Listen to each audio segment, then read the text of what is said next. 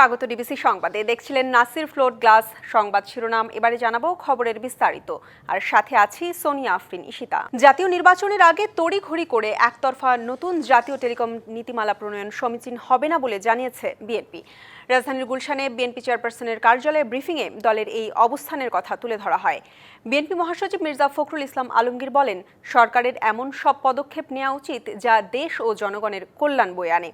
জানান, আগামীর রাজনীতি ও গণতন্ত্র উত্তরণের পথ যাতে মসৃণ রাখা যায় সেই পথেই হাঁটছে বিএনপি। এ সময় দলটির স্থায়ী কমিটির সদস্য ডক্টর আব্দুল মঈন খান অভিযোগ করেন, বড় মোবাইল কোম্পানিকে সুযোগ করে দিতে নতুন টেলিকম নীতিমালা গ্রহণ করা হয়েছে। নীতিমালায় স্পষ্টভাবে বড় কোম্পানির সুবিধা বজায় রাখা হয়েছে, যা প্রতিযোগিতায় নয় বরং আধিপত্য বাড়াবে। তাছাড়া খসড়া নীতিমালায় লাইসেন্স ফি, শর্তাবলী, কার্যকারিতা ইত্যাদি বিষয়ে বিস্তারিত কিছুই প্রকাশ করা হয়নি, যা স্বচ্ছতার অভাব নির্দেশ করে। সংখ্যানুপাতিক নির্বাচন দেশকে স্বৈর শাসনের দিকে ঠেলে দেবে, এমন মন্তব্য করেছেন বিএনপির সিনিয়র যুগ্ম মহাসচিব রুহুল কবির রিজভী। এটি স্থানীয় পর্যায়ে নেতা তৈরিতে প্রধান অন্তরায় হবে বলেও দাবি করেন তিনি। দুপুরে রংপুর নগরীর গ্র্যান্ড হোটেল মোড়ে বিএনপির দলীয় কার্যালয়ে ডক্টরস অ্যাসোসিয়েশন অফ বাংলাদেশ আয়োজিত জুলাই আগস্ট গণঅভ্যুত্থান, শোক ও বিজয়ের বর্ষপূর্তি উপলক্ষে স্বেচ্ছায় রক্তদান ও ব্লাড গ্রুপিং অনুষ্ঠানে তিনি একথা বলেন। বিএনপি ও অঙ্গ সংগঠনের নেতাকর্মীদের আচরণে জনগণের যেন ভোগান্তি তৈরি না হয় সেদিকে বিশেষ লক্ষ্য রাখতে বলেন তিনি।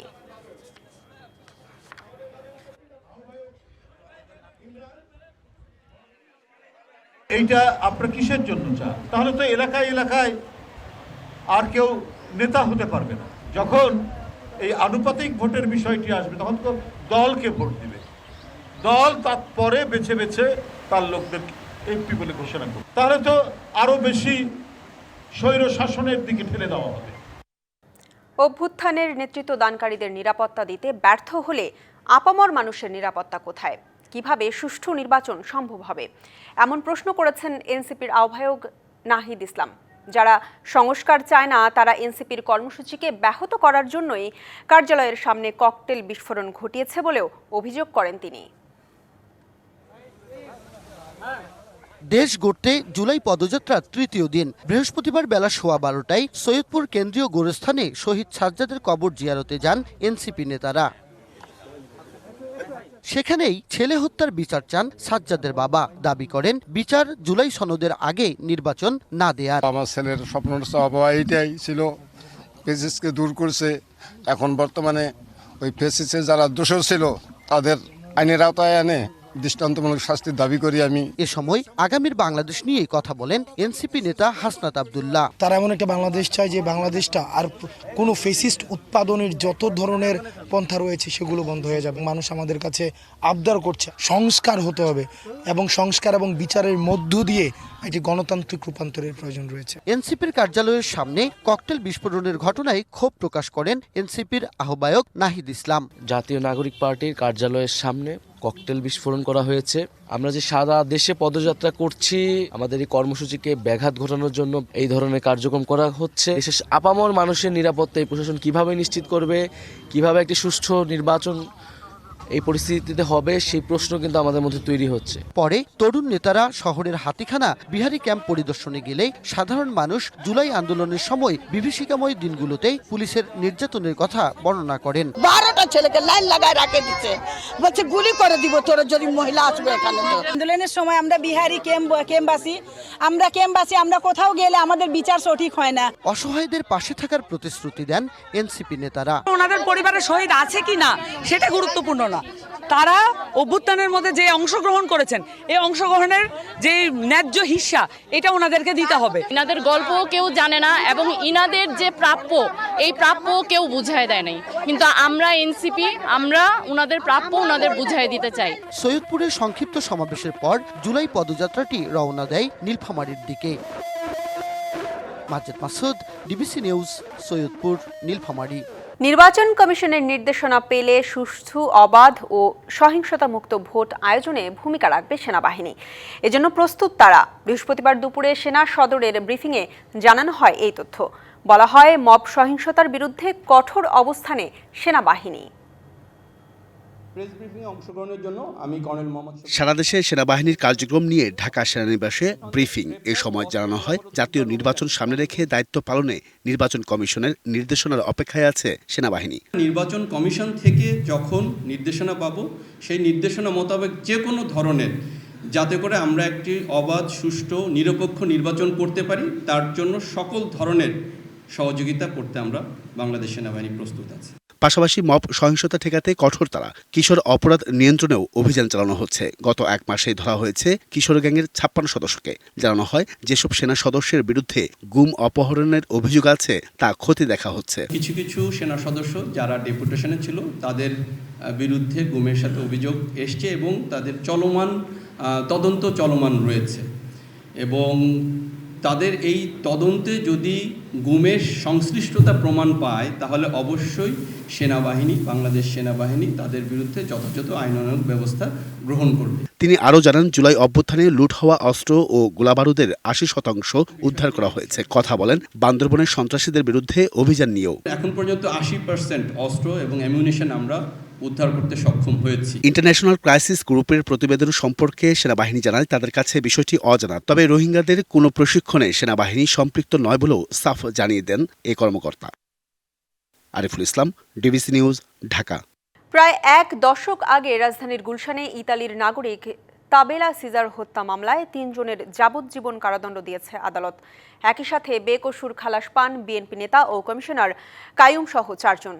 রায়ে অসন্তোষ জানিয়ে উচ্চ আদালতে আপিল করার কথা জানিয়েছে রাষ্ট্র ও আসামি পক্ষ। 2015 সালের 28 সেপ্টেম্বর গুলশানে ইতালীয় নাগরিক তাবেলা সিজারকে গুলি করে হত্যা করে দুর্বৃত্তরা। এ মামলায় বিএনপি নেতা কমিশনার কাইয়ুম সহ 7 জনকে অভিযুক্ত করে চার্জশিট দেয় পুলিশ।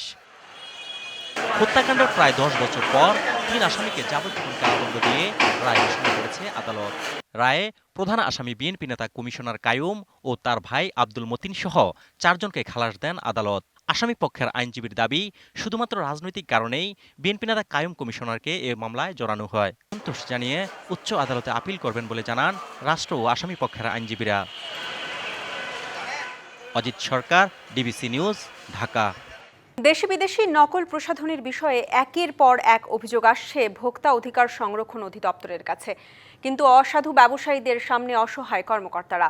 রাজধানীতে association of skin care and beauty products manufacturers and exporters of বাংলাদেশের এক সেমিনারে উঠে আসে এই তথ্য।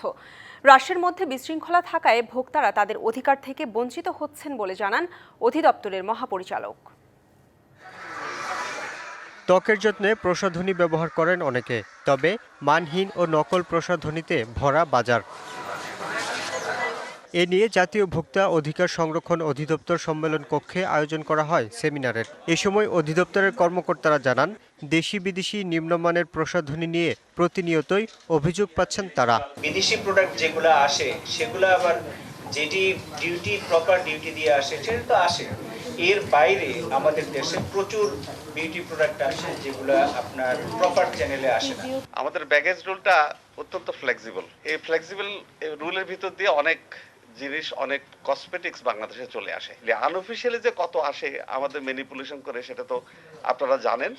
বিশেষজ্ঞরা বলছেন, মানহীন এসব প্রসাধনী বড় ধরনের স্বাস্থ্য ঝুঁকি তৈরি করছে। এ বিষয়ে সরকারকে কঠোর হওয়ার তাগিদ দেন বক্তারা। আমরা এটাকে যেন একটা রিসার্চ করে কোয়ালিটিফুল, তারপরেই বিভিন্ন প্রতিষ্ঠান যারা আমাদেরকে অথরাইজ করে যে হ্যাঁ জিনিসটা বাজারজাত হতে পারে, তাদের থেকে যেন আমরা সার্টিফিকেটটা প্রপার পাই। কালার কসমেটিক্সে চলতি বছরে আমদানি 500 কোটি টাকার উপরে হয়েছে। সেটা কিন্তু হওয়ার কথা ছিল আসলে 1600 কোটি, তার মানে 1100 কোটি টাকা কিন্তু ফাঁকি দিয়ে ফেলেছে।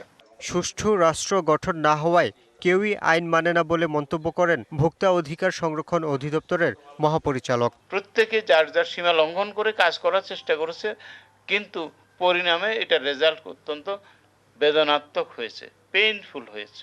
আজকে যাকে জরিমানা করা হয়, কালকে উনি আবার একই আইন লঙ্ঘন করছে। এমনকি অভিযানে ব্যবসায়ীদের বাধার মুখে পড়তে হয় বলেও অভিযোগ করেন তিনি। কোথাও যদি আইনের ব্যর্থ হয় তাহলে সে ব্যবস্থা নেবে। Yusuf Rana, DBC news, Dhaka. পবিত্র আশুরা ঘিরে কোনো নিরাপত্তার ঝুঁকি নেই বলে জানিয়েছে পুলিশ। রাজধানীতে তাজিয়া মিছিলের জন্য সব ধরনের নিরাপত্তা ব্যবস্থা নেওয়া হয়েছে। পুরান ঢাকার হোসাইনি দালান ইমামবাড়ায় ব্রিফিংয়ে এ কথা জানানো হয়। ডিএমপির অতিরিক্ত পুলিশ কমিশনার মোহাম্মদ সরোয়ার বলেন, পুরো ইমামবাড়া থাকবে সিসি ক্যামেরার আওতায়। তাজিয়া মিছিলের অংশ নিতে আর্চওয়ের মাধ্যমে ভেতরে প্রবেশ করতে হবে। তল্লাশি ছাড়া কাউকে ঢুকতে দেয়া হবে না। মিছিলের সামনে পেছনে সড়কে পুলিশ থাকবে। মিছিলে আনা যাবে না ছুরি, কাঁচি, বল্লম আর দাহ্য পদার্থ। ফাটানো যাবে না আতশবাজি।